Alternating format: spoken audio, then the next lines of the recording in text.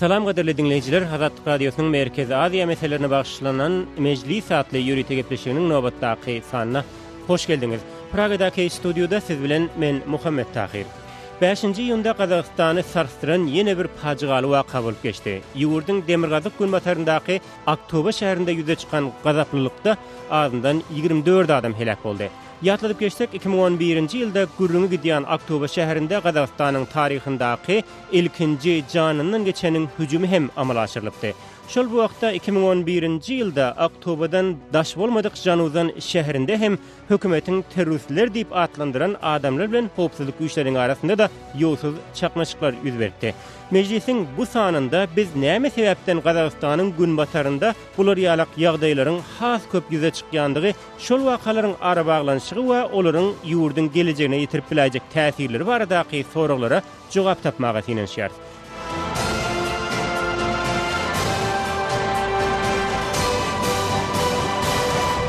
Söhbetimize başlamazdan özel meclisin bugünkü mihmanlar bilen tanışyp bolalım.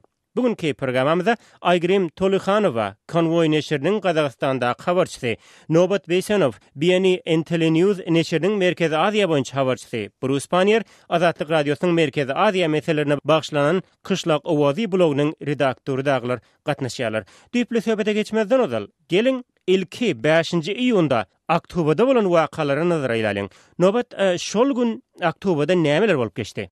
To tell the truth, we are authorities labeling people who resmiler terörist diýip atlandyran adamlarynyň ýaragdy kanyna soňu bilen hem harby baza hüjüm edendigini aýdýarlar. Häkimetleriň olary terörist diýip häsiýetlendirmegine garamazdan hakykatyň hatirasyna biz olaryň anyk kimdigini bilmeýäris. Garaz bu adaty adamlar bilen hökümetiň arasynda uly boşlugyň dörendigini görkezýär. Bu hem aglaba ykdysady krizis bilen häsiýetlendirildi. Gazak häkimetleri bu ýagdaýyň teröristler sebäpli dörendigini aýtsalar da meniň pikirimçe muňa garyp we bay arasyndaky bölünişiň güýçlenmegi sebäp boldy. What government says terrorist attack is in this huge poor-rich divide. Aktobada hüşgärligiň ýokary derejesi saklanyp galýar. Şäherde howpsuzlyk güýçleriniň gözleg operasiýalary da dowam etýär. Aktobanyň şu günkü güni barada maglumat berýärsiňiz, ýagdaý gadylışdymy? As far as I know, today there were reported some attacks on kindergarten and another place. Şu gün çağılar bagyna hem hüjümüň edilenligi barada maglumatlar gowuşdy. Emma ýurduň resmileri bu barada bir-birine çapraz gelýän maglumatlary berýärler. Mysal üçin ýurduň howpsuzlyk gullugy bu hüjümi tasdiklata Içeri işler ministrligi munerit etdi. Adamlar Aktobadaky bolup geçýän nämelimlik sebäpli aljarangly ýagdaýa düşdiler. Aktobada meniň käbir garyndaşlarym ýaşaýar. Olaryň aýtmana görä şäherde basyş we dartgynlylyk howasy saklanyp galýar. Her nähili bolsa da adamlar özleriniň gündelik durmuşlaryny dowam etdirýärler. Emma Aktobanyň ýaşaýjylary öz öýleriniň silgäkleriniň goýundaky ok atyşyklary eşitdiler. Olar bularyň ýangadandan gaýtalanyp bilmeginden diýsen howatyr edýärler. Front of their homes and in parks and they think that it may happen again. Aktobada ýürüýte güýçleriň operasiýalarynyň dowam etýändige habar berilýär. Bu operasiýalar kime garşy gönükdirler Nobat? As I said, it's not clear who those young men who authorities are carrying out this, what they say. And hökümetiň teröristler diýip atlandyrýan adamlarynyň anyk kimdigi näbelli. Howpsuzlyk güýçleriniň terrorçylyga garşy operasiýasynyň hem kime garşy geçirilenligi aýdyň däl. Häkimetler bular ýaly wakalaryň hüjümleriň radikal islamçylar tarapyndan amala aşyrylandygyny gaty aňsatlyk bilen öňe sürüp bilýärler.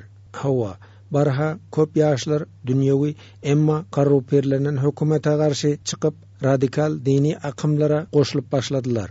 Başga bir tarapdan hökümetiň dini özüniň bir kontrollugynda saklaýandygy sebäpli islam ýörelgelerini berjaý etjek bolýan ýaşlar giýilen hereket edýän mollalar gatnap başlaýarlar. Bu ýerlerde olaryň aňyna dürli radikal pikirleriň ornaşdyrylmagy hem mümkin. Prezident Nursultan Nazarbayev bir näçe hepde mundan ozal ýüze çykan yer reformalaryna garşy protestler bilen Aktobadaky bolan wakalaryň arasyndaky bir bagy urdy. Gazak lideri muny ýurdy durnuksuzlaşdyrmak üçin edilýändigini öňe sürdi. Emma her niçikde bolsa muny entek ýene-de barlamaly bolar. both this armed attack and land protest, but this a series that remains to be tested. Bruce 24 adam helak boldy, emma hüjümçiler diýilýänler barada taýyk maglumat ýok. Sizin pikiriňizçe olar kimler? Arada şol hüjümleri amalaşyranlykda aýplanyp bir guramanyň ady tutuldy. Ol habar şeýle bir şübheli, oňa hiç kim ynanasy gelmeýär. Bu ýagdaý anyklyk getirýäňiz. You know, the thing that strikes me most about the what's happened in the days since the actual attack is that although we know the names of elbette käbir zatlar bolup geçdi. Muňa şek şüphe hem bolup bilmez. Emma meni has köp bu hüjümlerden soňky günlerde bolup geçen zatlar gyzyklanýar. Hüjümçileriň şahsiýetleri, suratlary aýan edildi. Emma gazak häkimetleri bu adamlaryň arasynda nähili ara balanşylygyň bolandygyny düşünürip bilen oklar. Olaryň barynyň Aktobeň ýaşaýjylary da belli. Ýöne olar birek-biregini näp tanaýarlar. Olar bir ýerde işläpdirlermi? Bir okuwa gatnapdyrlarmy? Bir sebitde ýaşapdyrlarmy? Bu soralara jogap ýok. Hökümetem hiç hili jikmejek maglumat bermeýär. Bu hüjümleriň jogapkärçiligini öň hiç eşitilmedik Kazakstanyň azad ediş hereketi topary ösün aldy. Emma hiç kim muňa gulak gabartmady. Hatda Gazak hökümetiniň ödem hüjümleri bu toparyň amala aşyrmanlygyny tasdiklady. Bu adamlaryň näme sebäpden hüjüm edenliginiň ödem aýratyn mursawraw. Egerde Gazak hökümetiniň aýdyşýaly bular dini ekstremistler bolanmalysalar, onda näme üçin hiç bir radikal topar bu hüjümleriň jogapkärçiligini ösün almady? Häzir diýsen çylşyrymly bir ýagdaý suratlanýar. Onlarça ýaşa bolan ýarag dükanyny basyp alyp, soňy bilen hem harba baza hüjüm edýär. Näme üçin jogap ýok. Bu hüjümler daşardan planlaşdyrylmy? Bizim gören videolarymyzdan çen tutsak, bu adamlaryň hiç biride ýörüýte harba tälimi almanlar. Olaryň hüjüm edilen magty toparda özüni nähili alyp barmalygyny bilmeýänini aýtsa bolar. has put up any credible claim of responsibility for who did this or what the purpose was. Nobat howa şol adamlaryň kimligi belli däl, hökümetiň berýän maglumatlary da diňe ýagdaýy hasan bulaşdyrýar diýdik. Gelin şeýle pikir edelim. Bu adamlaryň nämeden uguralyp hereket edendigi bir bellimi? Netijede atyşyk boldy, ençem adam helak boldy. Olar öz maksatlary barada bir zat aýtdylarmy? As Bruce has just now suggested, that we don't know any details of their demands or goals. Bir ýolsun hem belleşýäli bizde bu hüjümleriň sebäpleri we maksatlary barada hiç hili maglumat ýok. Böyleki ýerlerde amala aşyrylan hüjümlerden belli bolýarly. İslamçı seweşjiler hüjüm wagty Allahu ekber, ýagny Allah beýikdir diýip gygyrýarlar. Aktobada bular ýaly şygarlaryň hem gygyrlandygy barada maglumat berilmedi. Garaz 50 gepden belli gep. Men bu hüjümleriň näme maksat bilen edilendigini bilenmok. Aims this group of people tried to achieve. Bu hüjüm bilen baglykda gözlek aglan edilenleriň aglabasynyň Kazakstandandygyny görse bolar. Emma prezident Nazarbayev şol adamlaryň daşarky güýçler bilen baglanyşygy barada gürüň edýär. Bruce, siziň pikiriňizçe Nazarbayewiň aýdýanlarynda jan barmy? Yeah, you know, and Aygerim mentioned a little bit about that just a few minutes ago.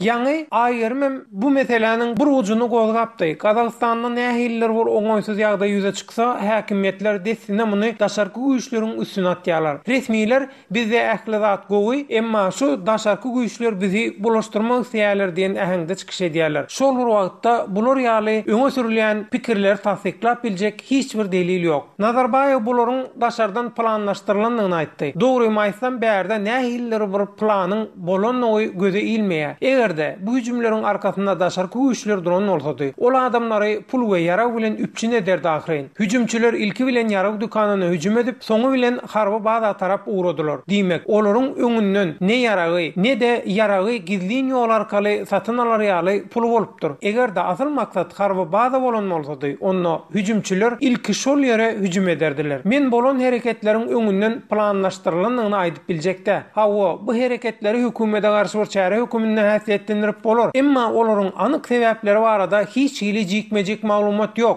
Ýene bir bellep geçmeli zat. Videolardan görünüşi ýaly hüjümçileriň tas ählisi diýen ýaly ikatar tüpeňler bilen ýaraglandyr. Bular bilen awtomatik ýaraglar we agyr harba tehnika bilen gorulýan baza hüjüm etmek, öz janyňa kas etmek diýmekdir. Muň hiç bir manysy ýok. Garaz, men bu hüjümleriň daşardan planlaşdyrylandygyny çaklamaýan. Hüjümçileriň özlerini alyp barşan muňa güwe geçýär. Olaryň arasynda hiç hili koordinasiýa, utgoşukluk hem ýok dahyrin. Their own weapons. There's no hint that they had any money sent from outside the country. Nobat, siziň pikiriňizçe bu toparyň hüjüme geçmegine näme sebäp bolup bilerdi? I can add to what has just Bruce said that soon after land protest. Men Bruce'un aydallarına käbir zatlary goşmak isleýärin. Russiýanyň RIA Novosti habarlar gullugynyň maglumatyna görä, Kazakstanda geçirilen yer protestlerinden bir näçe gün soň Aktubanyň goýundaky Oranburg regionunyň hakimliginiň websaýty aklanyp, onda Kazak-Rus serhedinde terroristlik hüjumlaryň planlaşdyrylýandygy barada maglumat ýerleşdirilipdir. Käbirler şonda bu ýagdaýlarda Russiýanyň eliniň bolmagynyň mümkinligini öňe süripdiler. Muňa Kazakstanyň Eurasiýa ykysady birleşigi meselesinde has köp garaşly hereket edip başlandygynyň sebäp bolandygy aýdylypdy. Elbetde biz Rus resmiýetleriniň muňa dahalynyň bolandygyny anyk aýdyp bilmeýäris. Ýöne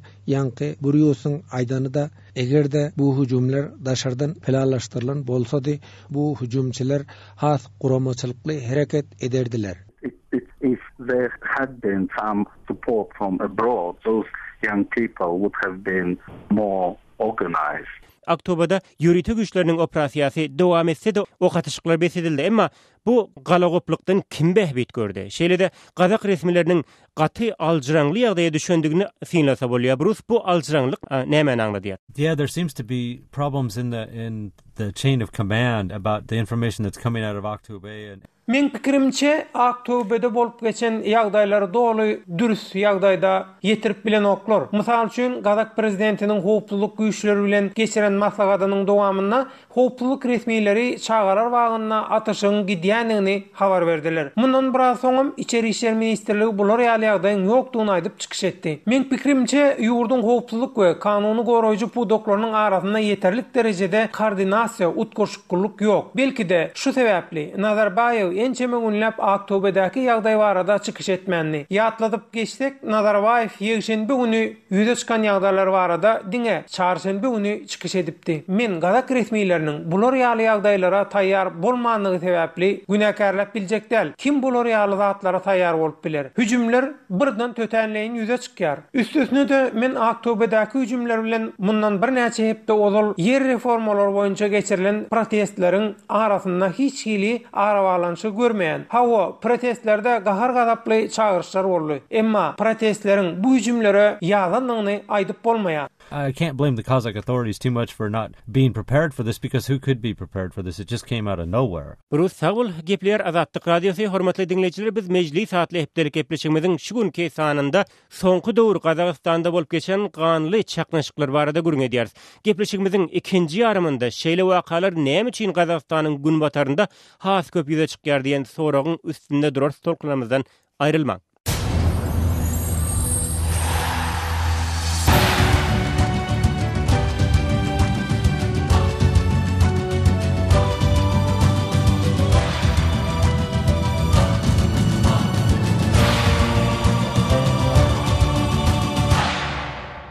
Meclise gaýtadan hoş geldiňiz, hormatly dinleýijiler. Merkezi Aziýa başlanyp taýýarlanýan mejlis satly gepleşigimiziň bugünkü mehmanlary Aýgyrym Tolukhanowa, Konvoy neşriniň Kazakstandaky habarçysy, Nobat Besenow, BNN Entele News neşriniň Merkezi Aziýa boýunça habarçysy, Bruce Panier, Azatlyk Radiosynyň Merkezi Aziýa meselelerine bagşlanan Kışlak Owazy blogynyň redaktory. Programany Pragadaky studýadan men Muhammed Tahir alparýar.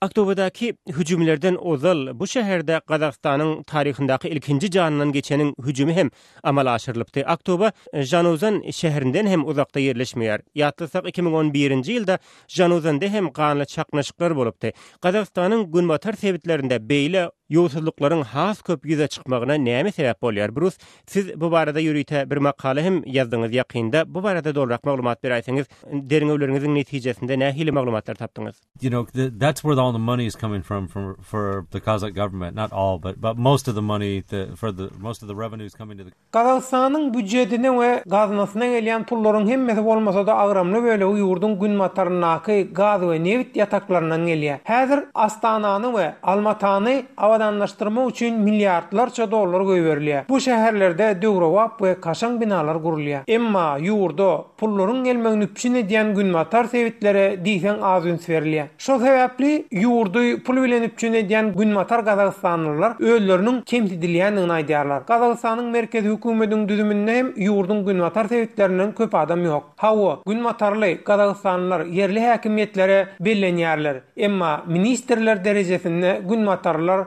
tas ýok diýenýärler. Gazagystan dünýä özüniň döwrewap bir ýurtdygyny örkezjek bolýar. Ýöne Astanadan uzakdaky Aktaw, Atraw, Aktobe ýaly şäherlere barsaň düýünden başga bir dünýä bilen ýüz-ýüz bolýarsyň. Bu ýerlerdäki ýurdyň günmatar sewitine ýeterlik derejede maliýe serişleriniň göýbermeýändigine şaýat bolarsyň. Men pikirimçe ýurdyň günmatarynaky adamlar bu ýagdaýlardan diýsen näile bolýarlar. Olarda büdjet üçin pula günmatarlar gazanmaly. Oň höýürnüm günordakylar görmeli diýen düşünje döredi. And I think the people there are, to a large extent, are fairly resentful that the people in the East are getting rich at their expense, and they don't see very much of that at all. Nobat şeýle wakalaryň has köp Gazagstanyň günbatarynda ýüze çykmagynyň sebäpleri barda siz näme diýip bilersiňiz? I agree with what Bruce has just said, and as I said earlier, that diminishing economic opportunities. Men Bruce'un ýanky aýdanlary bilen doly ılalaşýaryn.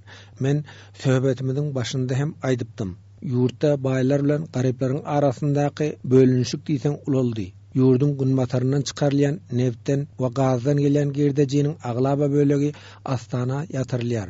Bu hem günmatarly gazaklarda nägelilik öğretýär. Bruce'un aýdyşýaly ýurdun günmatar sebitlerine barsaňyz her türlü sosial şol sanda oňurulmadyk ýollar, su üpçünçiliginiň ýetmezçiligi ýaly meseleler bilen ýüzbeýüz bolýarsyňyz. Regionyň yerleşýän klimat aýratynlyklary sebäpli hem bu sebitdäki ýaşaýyş juda gymmat düşýär.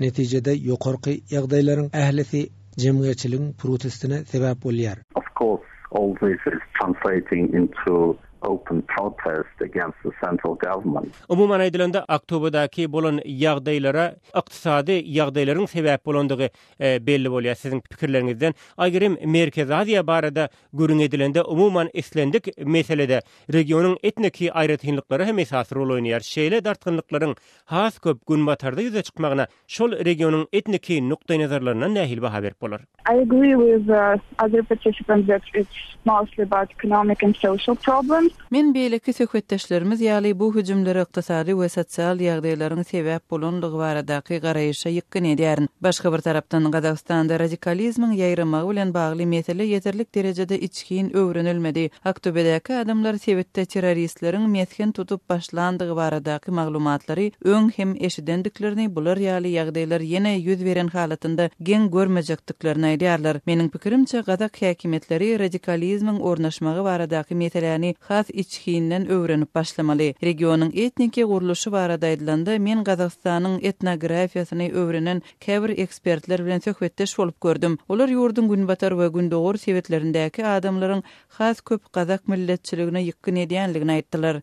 Garazhowa etnik meselesi hem Aktobadaky ýagdaýlara sebäp bolan bolmagy mümkin. Ýöne nähili hem bolsa merkezi hökümet bu sebetlere ýeterlik derejede üns bermeýär. Relate to Tengri religion, but still these regions, Western and Southern, they are lacking attention from the authorities, I think.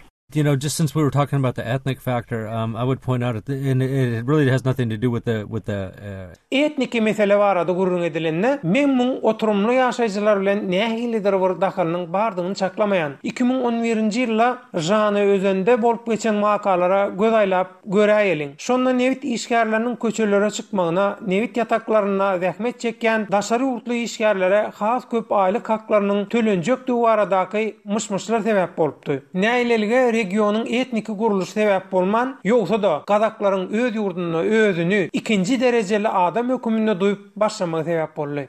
There's a feeling that among some of them that they become second-class citizens in their own country. Nobat bu mesele regionyň etniki aýratynlyklary nukdaý nazaryndan siz nähili baha berip bilersiňiz? These regions are like their ethnic make-up is mostly Kazakh. So in Aktobe region, it's over 8%.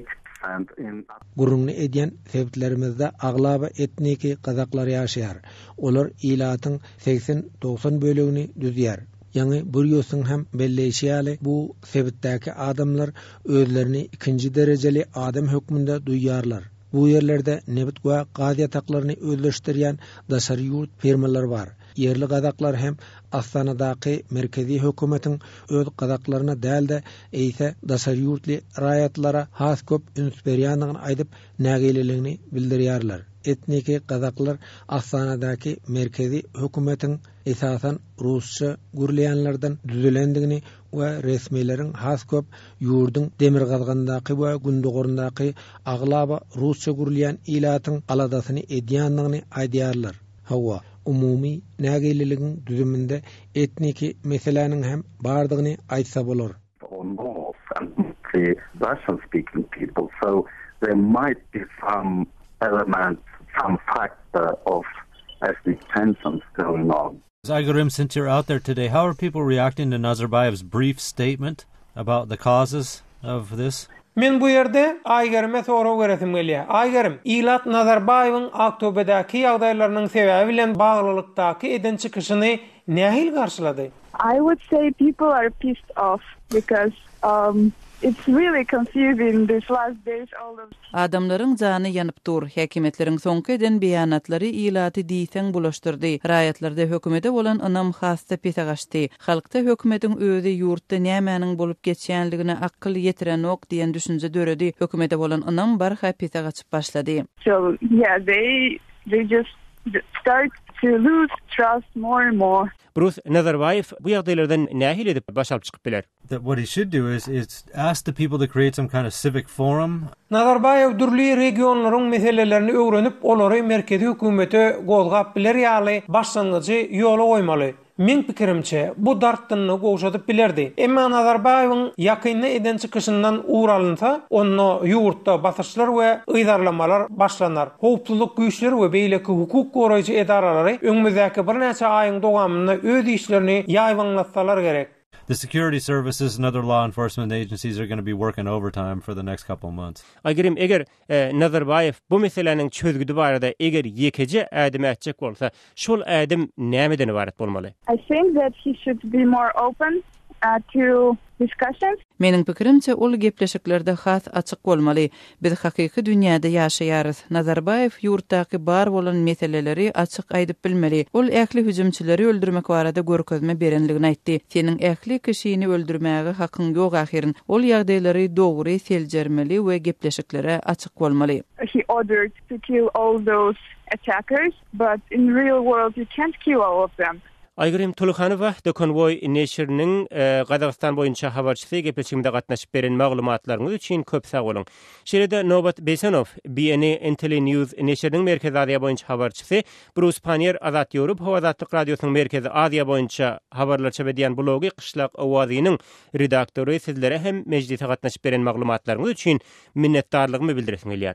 Hormatly dinleyijiler, Kazakstanyň gün batarynda dartynly wakalaryň has köp göze ilmeginiň sebäplerine bagyşlanyp taýýarlanan mejlisiň nobatdaky gepleşigini wagt tapyp dinläniňiz üçin siz hem sag bolun. Eger bu gepleşigi ýene bir gezek dinlemek we programmada ortatylan pikirler hakda öz garaýşlaryňyzy beýan etmekçi bolsaňyz Azatlyk radiosynyň azathabar.com saýpasyna seýahat edin. Oňa Türkmenistandan derwede.net arkaly girip bolýar. Şeýle-de bu gepleşik Azatlyk radiosynyň Facebookdaky Azatlyk radiosy, YouTubedaky Azat online sayfalarynda hem çap edilýär.